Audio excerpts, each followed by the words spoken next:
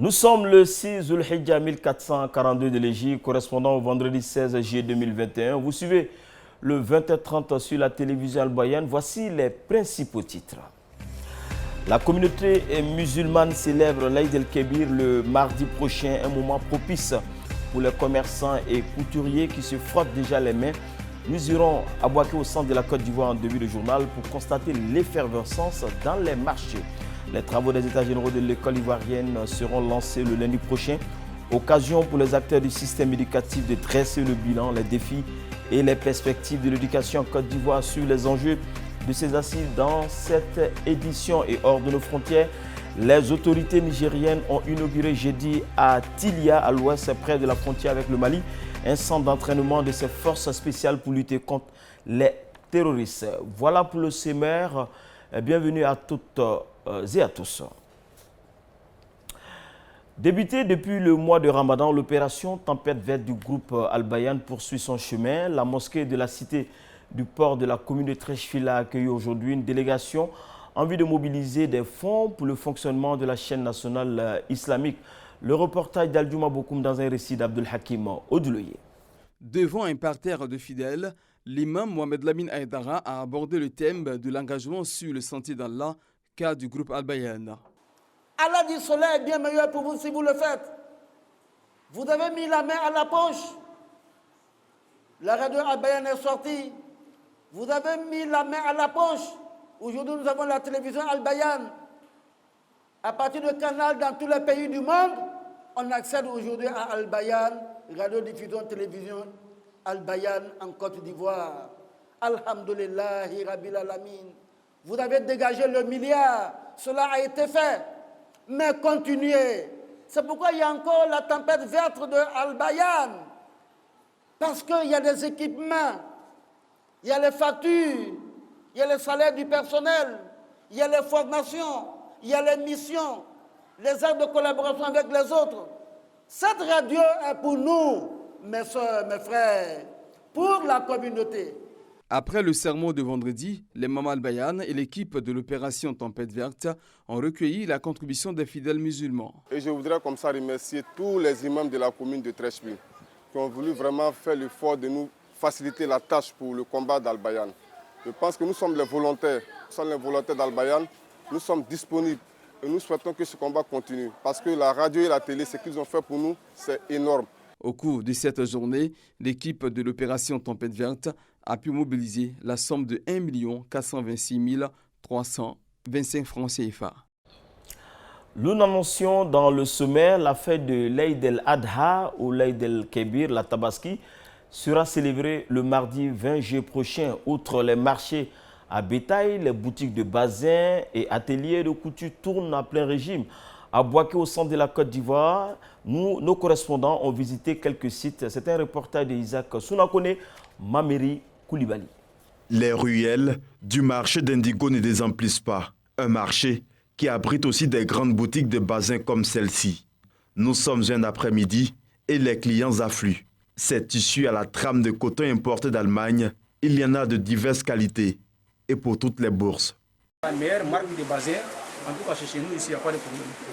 En tout cas, on a lancé l'appel à tous les habitants de Bouaké. Donc tout le monde n'a qu'à venir. Donc en tout cas, vraiment, on a de meilleures choses ici. Voilà, on est prêt aussi à appuyer tout le monde, sans problème. Donc tout le monde peut avoir ce qu'il veut. Dans cette autre boutique spécialisée dans la vente des pagnes ordinaires, les affaires sont au point mort. Quelques inconditionnels s'approvisionnent tout de même. On ne suit plus vraiment l'État d'ouvrir les frontières. Parce que déjà, on a fait un vaccin de Corona. On souhaite que l'État ouvre les frontières pour que la marchandise puisse rentrer. Parce que moi, on a des difficultés. La marchandise ne rentre pas, la marchandise est chère. Bon, vraiment, les clients se plaignent vraiment chaud. Mais actuellement, c'est un peu difficile.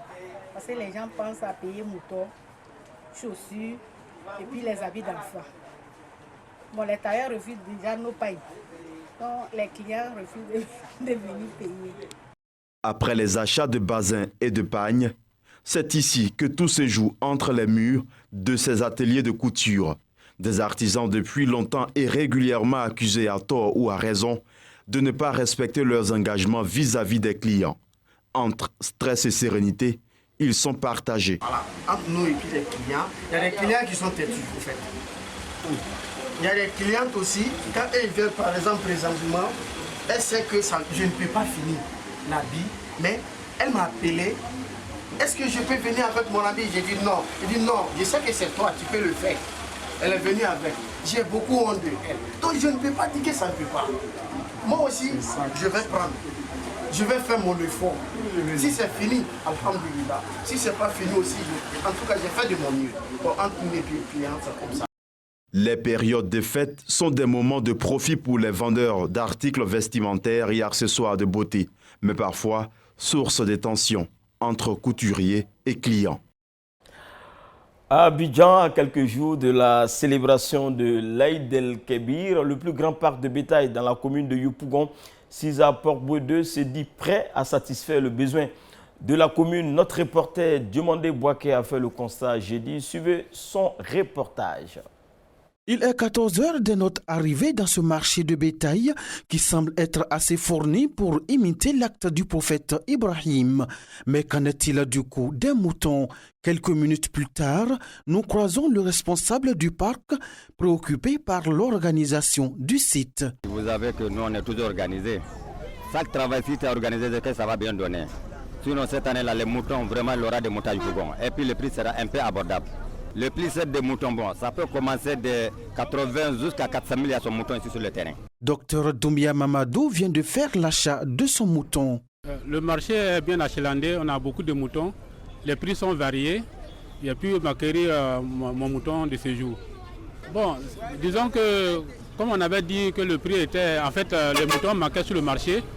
Mais c'est pour ça que les prix sont légèrement élevés, mais je pense que c'est abordable, on peut appuyer les moutons. Cet acheteur tente sa chance en vain. Il lui faut un mouton à la taille de sa bourse. Bon, je suis à la recherche. Bon, je demande les prix. Bon, les prix qu'on me dit un peu trop pour moi. Mais je vais trouver pour moi quand même. Prévu pour le mardi 20 juillet, l'Aïd el-Kébir ou Aïd el-Adha est l'une des fêtes les plus importantes de l'islam qui commémore la soumission du prophète Abraham à l'unique Dieu par l'acte d'immolation d'un bélier. Rappelons que la fête de l'Aïd el-Kébir aura lieu, Inch'Allah, ce mardi en Côte d'Ivoire.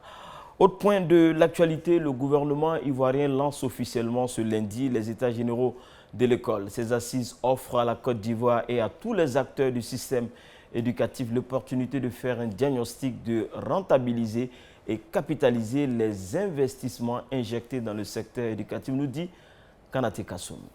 Ces assises permettront de repositionner la Côte d'Ivoire au rang des pays ayant les systèmes éducatifs les plus performants en réconciliant l'ensemble des acteurs directs avec la culture du mérite, de l'excellence, de l'exemplarité et du travail. Ces états généraux déboucheront sur un cadre de dialogue permanent au profit de l'école ivoirienne. La ministre de l'Éducation nationale et de l'alphabétisation, Maria Toukone, envisage pour la Côte d'Ivoire une place de leadership avérée dans le domaine de l'éducation. Plus spécifiquement, il s'agira de porter un regard sur le système actuel, au regard des lacunes existantes et recueillir à la lumière des obstacles réels, des propositions innovantes et consensuelles pour construire une école de qualité.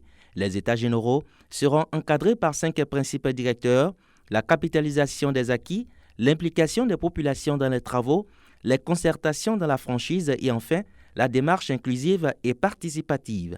Les états généraux de l'éducation nationale et de l'alphabétisation s'étendront sur 6 mois et prendront fin avec la remise officielle des conclusions au président de la République, Alassane Ouattara.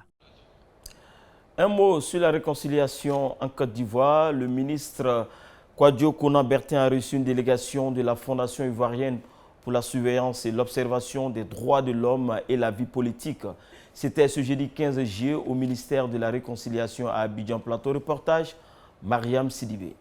C'est le président de la FIDOP, Dr Boga Sako Gervais, qui a conduit cette délégation au ministère de la Réconciliation et de la Cohésion nationale. Dans ses propos, Boga Sako a remercié les autorités ivoiriennes qui ont facilité son retour en Côte d'Ivoire et a profité de l'occasion pour inviter les Ivoiriens à la réconciliation. Je pense que c'est le temps du dialogue. Je voudrais vraiment dire à tous les leaders politiques, surtout, que On a mesuré les forces. Le rapport de force a eu lieu. À un moment donné, il faut penser à la Côte d'Ivoire de demain. Prenons la parole, le ministre de la Réconciliation et de la Cohésion nationale, Kouadio Konon-Bertin, a fait part de sa conviction après sa nomination à la tête de ce département ministériel. Ma conviction à moi, c'est que ce pays-là a besoin de stabilité. Parce que c'est aussi simple que ça. Un peuple qui est éternellement divisé ne peut rien bâtir. Il ne peut rien bâtir. Et à un moment donné, il faut déterminer, définir des priorités. Et je pense qu'en ce moment, pour moi, la priorité, c'est de stabiliser notre... En tant qu'ex-exilé, le président de la Fondation ivoirienne pour la surveillance et l'observation des droits de l'homme et de la vie politique a plaidé auprès des autorités ivoiriennes pour le retour au pays des autres exilés. Cette information brève en agriculture, pour la campagne 2020-2021, la filière a réalisé un niveau de production jamais atteint, plus de 550 000 tonnes de coton graines, faisant ainsi de la Côte d'Ivoire le deuxième pays producteur du coton africain après le Bénin. La Côte d'Ivoire passe ainsi de la 3e place à la 2e place, dorénavant devant le Mali, dont les performances sont moindres selon un communiqué de presse d'Intercoton, l'organisation interprofessionnelle agricole de la filière coton de Côte d'Ivoire.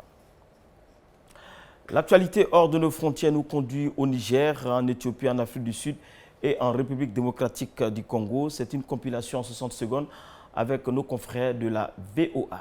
Le Niger a inauguré à Tilia, près de la frontière avec le Mali, un centre d'entraînement de ses forces spéciales pour lutter contre les djihadistes. Le 21 mars, plusieurs campements de cette région ont été attaqués par des hommes armés, faisant 141 morts. Amnesty International accuse l'Éthiopie d'avoir arbitrairement arrêté des dizaines de Tigréens, dont des journalistes, ces dernières semaines. Les rebelles qui combattent le gouvernement fédéral au Tigré ont repris le contrôle d'une partie de cette région en guerre depuis 8 mois. Les troubles et pillages en Afrique du Sud ont été provoqués. Il y a des gens qui les ont planifiés et coordonnés, accuse le président Cyril Ramaphosa. C'était lors d'une visite dans le KwaZulu-Natal où les violences ont éclaté il y a une semaine, faisant au moins 121 morts. La RDC a conclu un programme avec le FMI, première étape d'un décaissement d'un crédit de 1,5 milliard de dollars étalé sur 3 ans, assorti d'exigences de transparence dans le secteur minier. L'annonce a été faite par le Premier ministre Jean-Michel Samaloukonde. Après Kinshasa, retour ici à Abidjan. C'est ici que prend fin ce journal. Merci de votre aimable attention. À suivre à 20h45 le sermon du vendredi et à 21h45 Histoire des prophètes, Histoire du prophète Youssouf alayhi salam, 12e partie, présentée par Al-Juma Bokoum. Bonne fin de semaine sur la télévision Al Bayan. Wassalamu alaikum wa rahmatullahi wa barakatuh.